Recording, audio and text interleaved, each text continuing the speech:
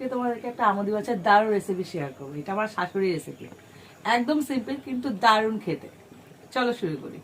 এই বসিয়ে দিচ্ছি, আমার উনুন ধরানো হয়ে গেছে। এবার দিয়ে দিচ্ছি তেল।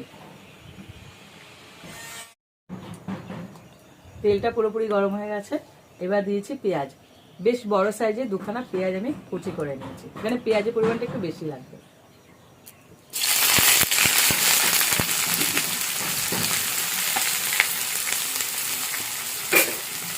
দিয়েছি কাঁচা লঙ্কা চেরা।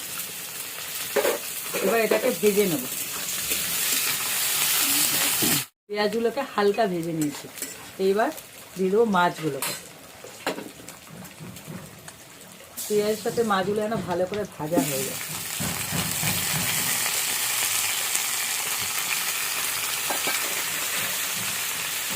হালকা হাতে নাড়তে হবে, কারণ মাছগুলো না খুব নরম।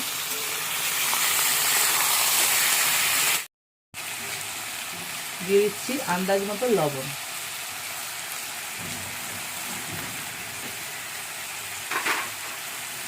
হলুদ গুঁড়ো।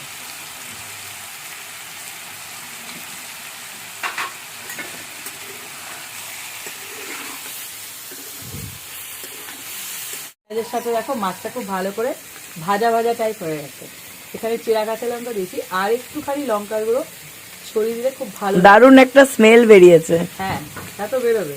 এটা গরম গরম ভাতে খুব ভাল লাগবে। এমন কিছু আহামরি মশলাপাতি পড়ে না, কিন্তু সেটা খুব ভালো লাগে।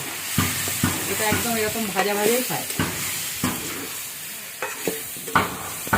তৈরি হয়ে গেল আমুদি মাছের ফ্রাই। সুন্দর না? দারুণ। এই দেখো, খুব নরম মাছ তো, হালকা হাতে নাড়তে হবে। এটা গরম ভাতে খেয়ে দেখো, কি অপূর্ব।